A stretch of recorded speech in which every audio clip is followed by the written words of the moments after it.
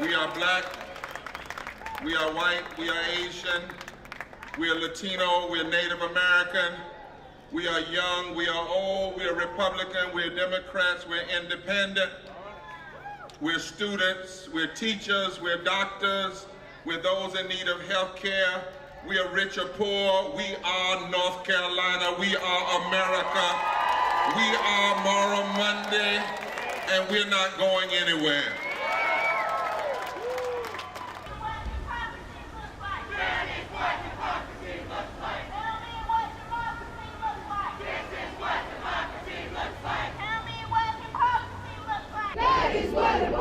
Looks like. This is what democracy looks like. That is what democracy looks like. I'm a resident of North Carolina. I own a home and a business. I have lived in Southport for 22 years. For the last 15 of those years, I have worked and traveled presenting as female during that time. I frequent local restaurants, shopping malls, theaters in both North Carolina and South Carolina. I fly extensively throughout the United States using various North Carolina and South Carolina airports: Myrtle Beach, Wilmington, Raleigh, Charlotte. I have used the women's restrooms exclusively in all those places for the last 15 years with absolutely no incidents, problems, or privacy issues with me or any of the other users of the restrooms. So, Governor McCrory went on record during his interview with Chris Wallace regarding HB2 that he was not aware of any bathroom problems or issues regarding transgender people in the entire state of North Carolina. So where this came up from the fact that they're doing it to protect the people is crazy. The governor's contention that transgendered women and men are predators or pedophiles is not only personally hurtful and very insulting. It is hurtful, insulting the entire trans community, and it is very, very wrong. Over 80 to 85%, depending on the Department of Justice study that you look at, report that survivors are actually sexually assaulted by people they know. So that's family members, that's neighbors, that's extended family members, people you know and trust. Sexual assault predators are often miscalculated in the public identity as the way that we talk about them. Of course, there's no scarlet letter on their head, but they're also the people who are most close to you, which makes our survivors most vulnerable. And that is exactly how NC CASA and our membership began to actually speak out against HB2 and what it means for sexual assault survivors in North Carolina. Acknowledging that when we talk about HB2 and protecting women and children in bathrooms, it is important for us to note that we don't have incidents of sexual assault in our bathrooms, and even if we do, we want to extrapolate the difference between sexual predators and transgender people. And while we've talked about that, I think it's important for us as anti-sexual violence advocates to come forward and be clear to the public that these are not the same individuals, and that we want to be sure that if we're going to talk about ending sexual violence against women and children, that we talk about ways that we do that. And those ways including ensuring that we are not discriminating against anyone.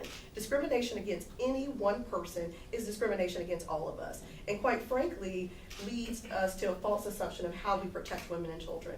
And from the anti-sexual violence movement, the way that we talk about prevention, we talk about changing the culture that we live in. So discrimination, prejudice, and bias against any people are things that uphold the rape culture and allow people to continue to be vulnerable to sexual assault in North Carolina. Many North Carolinians believe the purpose for the special short session and for this House Bill 2 was to protect women and children from predators in the restroom. There is neither evidential facts nor sound logic to back this claim. It is a blatantly false and misleading claim. It is already illegal to enter a restroom for the purpose of assaulting anyone. If it was true that this is the only reason for House Bill 2, the solution to that problem is very simple. We have a law to protect anyone from being assaulted in a bathroom. This bill is not about protecting children and women. That's just the propaganda. Well, the men who wrote this bill, the governor, McCrory, and Moore and Berger, they tacked on to the first part of the bill that attacks our brothers and sisters and friends and members of the human family in the LGBT community. They put that out there, and then they added to that an attack on all working people of North Carolina. Then they added to that an attack on all people of North Carolina who are protected under the 14th Amendment and our own equal protection under the law legislation. And then they, in addition to that, in the third section of the bill, they stole the right for women, people of color, disabled people, veterans, religious people to sue their employers when they believe they've been discriminated against in the state court. This bill represents a triune hate. It is state-sponsored discrimination. It is state-sponsored discrimination against the LGBTQ community. It is state-sponsored discrimination against working poor people. It is a racist bill because black and brown people are the largest number of people who are making less than a living wage. It is a sexist bill because women are also the largest number of people that make less than a living wage. And it is state-sponsored discrimination because it works against every protected class that is covered. Disabled people, heterosexual people, religion, class, race, age, national origin. All of those represent the protected class. And this is the way we should be talking about this bill. It represents triune hate. This is also about November politics. Let's be clear about this. Remember when the marriage amendment law was written? It was in the springtime before the fall election in 2012. Here we go again. This is the political cynicism and manipulation of Jesse Helms. Jesse Helms' campaign, I implore the media to go back and look at his 1984 campaign. 20 points down in the poll, who did he attack? Gay people and black people. After Jesus had silenced the Sadducees, a lawyer from the Pharisees came and asked him, "What is your greatest commandment?" To love God with all your heart and your mind. And then he said, equal to this, love your neighbor as yourself. And then he said this, because this is what I'm confused about. I don't understand why people in Bible study stay in Bible study for all these years and still don't get it. He said these two you hang on all the laws and all the prophets. In other words, love is where the power is. No one has the right to weaken the legal protections of any of our brothers and sisters. Hate Bill 2 desecrates the holiness and the dignity of our citizens, and I stand before you as a rabbi and as a Jew, someone deeply committed to a faith that has been the victim of state-sponsored discrimination. Therefore, we will not stand idly by as the humanity of other North Carolinians is under attack. It's supposed to be one North Carolina, not a white North Carolina, a black North Carolina, an LGBTQ North Carolina, straight North Carolina. We're supposed to be one North Carolina, and currently our governor and the legislature, they are dividing this state, and it's dangerous, it's regressive, it's immoral, it's unconstitutional, and we're going to stand against it. Any legislation that relies on fear-mongering and that promotes the scapegoating of any of its citizens is disgraceful. And using that fear to sanction discrimination against the LGBTQ community or to take away the rights of citizens to sue the state on the basis of discrimination is reprehensible. Using that fear to prohibit any city or county to set its own minimum wage above the state standard is subterfuge. And the people of North Carolina must stand against it. This bill continues to hurt our state economically and socially, has made us a national embarrassment. So my friends, that is why I sat in on April 25th. Without civil disobedience, our black friends would still drink from separate water fountains. Our gay friends wouldn't be able to marry, and I wouldn't be able to vote.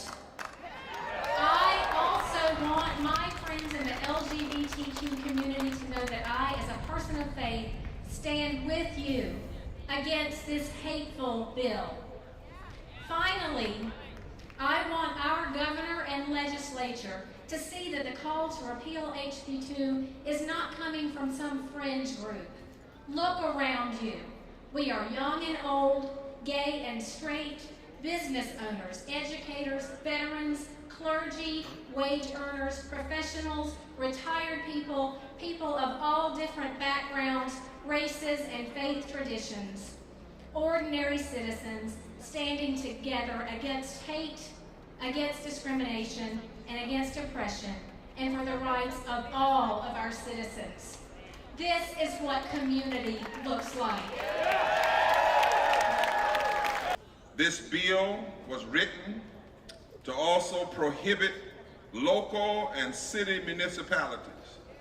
It was written so that the governor and the legislature could bully cities and municipalities and restrict them from requiring their contractors to pay living wages, vacations, sick leaves, minority set-asides.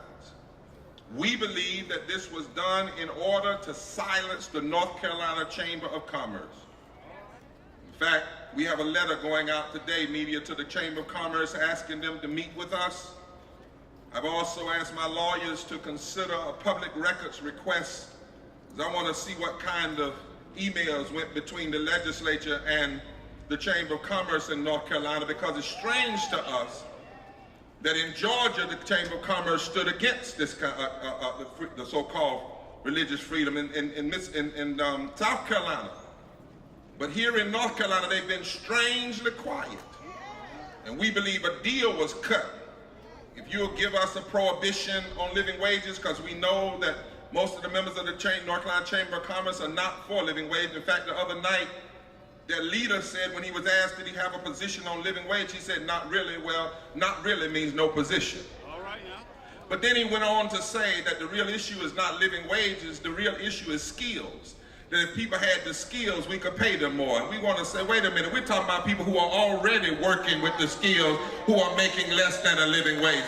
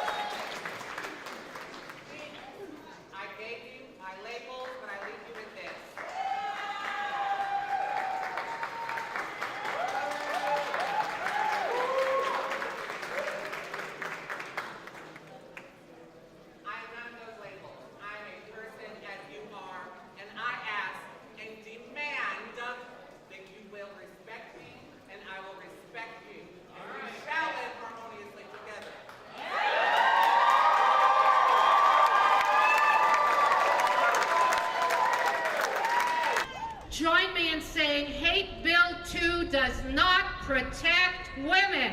Hate Bill 2 does not protect women. You know, we didn't ask for their protection. Not one of us ever has been assaulted by a transgender person, but we have been mistreated by bigots, bullies, misogynists, and macho creeps, and by politicians who use us as their excuse to pass bills like Hate Bill 2, further depriving us of our rights and our power. Hate Bill 2 does not protect women. So we will fight them in the courts, we'll fight them at the ballot box, and we'll put our bodies on the line to oppose one of the most underhanded, devious, and unconstitutional pieces of discriminatory legislation ever passed in North Carolina's history. Hate Bill 2 does not protect women, and we will not be fooled. 54% of voters in North Carolina are women, and you can be sure that come November, we're going to be voting the Hate Bill 2 supporters out of office. Hate Bill 2 does not protect women. Forward together, not one step back. Oh, they can't fool us, 'cause we're the grannies. Got off our fannies. It's just uncanny what we old broads can do now that we're grannies. Repeal the hate bill. Repeal, repeal, repeal, repeal, repeal. Thank you, North Carolina. Don't play games with us. You have the nerve to say they're bullying North Carolina and declare that the United States Department of Justice is interfering. Governor Barber McCrory, you are using almost identically the same logic and the same language of Southern politicians of the past when they wanted to gin up certain voting segments. It was Strom Thurmond who hated black folk on the outside but had a black mistress on the inside. Don't get us started. It was Strom Thurmond in 1954 that accused the federal government of radical reinterpretation of the Constitution and blamed the government, the federal government, for outsiders coming into the state. It was Alabama's Governor George Wallace who stood in the schoolhouse in '63, the year of my birth, and denounced federal interference. The Department of Justice interfering is shameful for you as leaders to use the same tactics and to act as though North Carolina is an island unto itself. Let us remind you, the Civil War was won. The United States won it. And since then, we've not been in succession. We've been a part of the United States of America. And that includes all people. Furthermore, what you are doing to the LGBT community and low-wage workers and people who suffer discrimination is nothing more than what Donald Trump has done to drive the hate vote his way by demonizing Mexicans and Muslims. It's the same movie, just a different script.